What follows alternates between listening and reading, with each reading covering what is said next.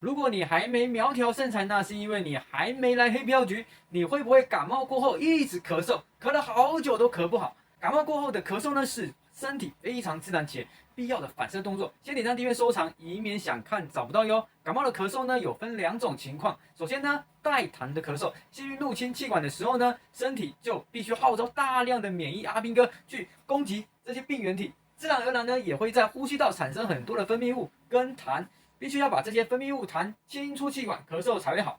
再来第二种呢，就是很痒很痒，一直想要咳的感觉。感冒后期呢，气管还在修复，如果受到刺激，就容易痒痒咳。吸到冷空气刺激，喝冰的及喝甜的生痰就非常容易一直咳嗽。如果你喜欢今天的分享，请分享给你身边重要的朋友们。你的健康黑皮需要是来照顾，黑皮药局，黑皮为您。